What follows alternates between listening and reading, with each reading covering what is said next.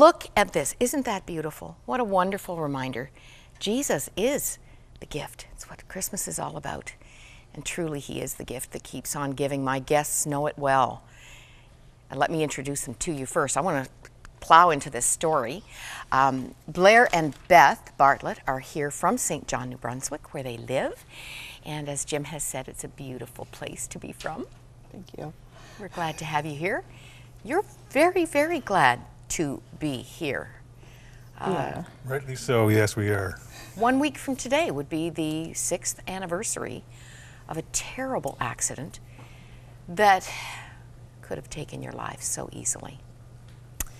Tell us what happened 6 years ago. Well, Blair worked a 12-hour shift. Where? Irvin Pulp and Paper. Heavy equipment. Yeah, heavy equipment operator, yeah. We had planned the day before to go to Moncton to see the Christmas lights. So he got off work in the morning, and it was a cool, crisp, beautiful day. The sun was shining. So we got in our vehicle, and it was around, it was in the morning.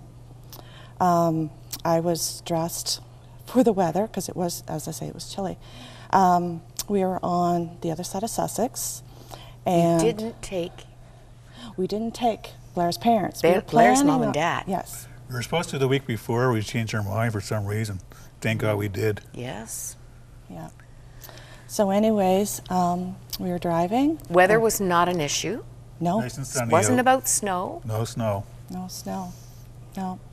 And anyways, I had the heat on, and my eyes had just shut just for a second.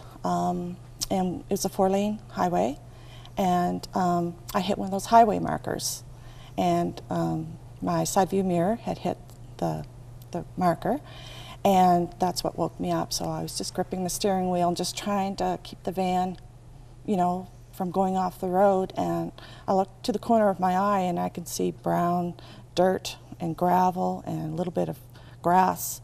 And I looked over at Blair, and he was still asleep. His head was jerking, and then I looked at him again. He was awake. And then I think we must have blacked out, because when we had stopped in front of a rock face, just as if God had parked our van, the airbags had gone off, and I don't remember the airbags going off. And I just purchased a cell phone, so we were able to find that. Like a week before? Yeah, a week before. Bought your first cell phone. Exactly. And so there were people that had stopped, and they'd come over to see if we were all right. Blair had handed them the cell phone. They were able to call 911. I think we need to let people see, you know, how serious the accident was. We have some pictures of the car.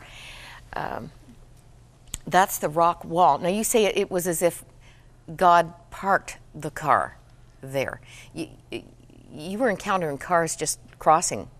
Did the car not roll as well? It did. We rode once or twice, according to the paramedic. And we had the disposable camera, so Blair got out and he snapped some of these pictures.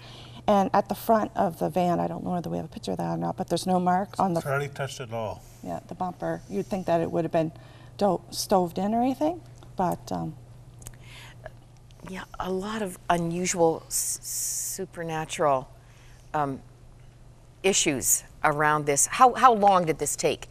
I mean, that's just, I'm sure, seconds from knowing you were off your lane. Oh, probably less than a minute. Less than a minute. Yeah. Blair, when you came to, what was your experience in the front passenger seat? Well, as my wife was saying, I was sleeping during the time was going on, and I woke up when I heard her call my name. I opened my eyes, and I realized we were off the road. I can see the gravel whizzing by. So I thought to myself, we're going to be killed, but I had peace of mind about it, right? And you thought, this is it, but... Yeah, but I always believe that no one knows what's going to happen from one day to the next. So it's always a good idea to have a close relationship with the Lord, right? So I had peace of mind about it. You thought, I'm ready to see Jesus. I have no issues to deal with. The next thing I knew, opened my eyes and looking out to the shattered windshield.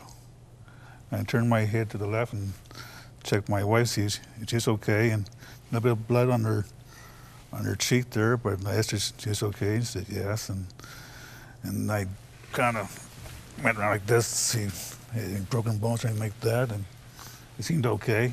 So at that time, this gentleman was walking towards us, and I handed him our cell phone, asked him to call 911, which he did, and then I got the camera out and took a few pictures, what have you, because I was totally amazed that we survived that accident, you know. No injuries to write home about? No, not really. No broken bones, no cuts and stitches, nothing like that. No, walked away from it. We were doing 110 kilometers an hour.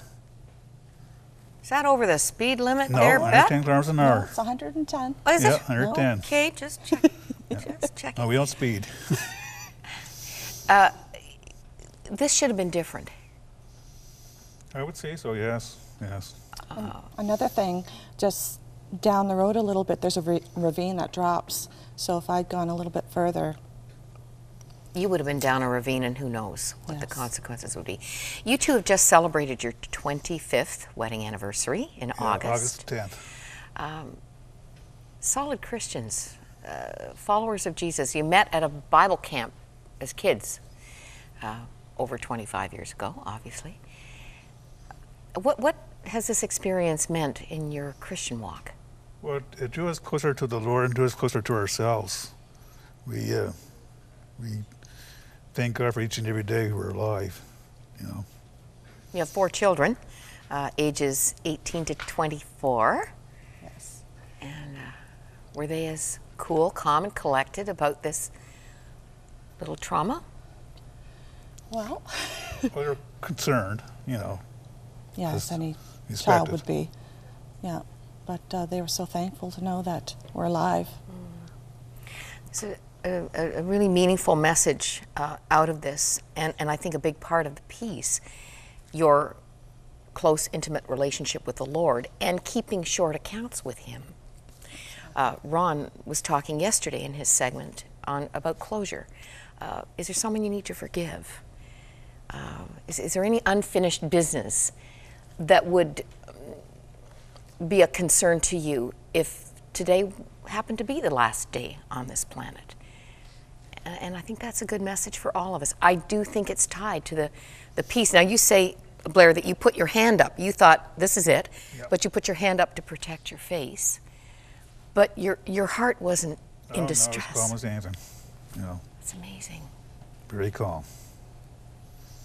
You know, Jesus said, I am leaving you with a gift, peace of mind and heart, and the peace that I give isn't fragile like the world gives, so don't be troubled or afraid. You road tested that in the most dramatic scenario.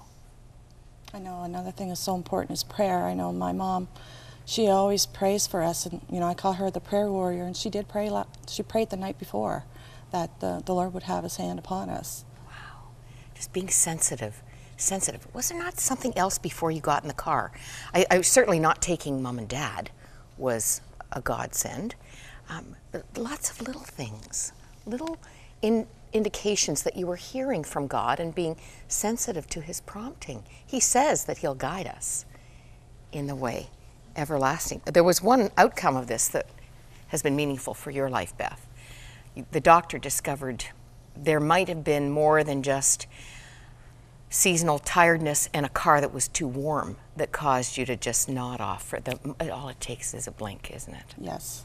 What did the doctor say?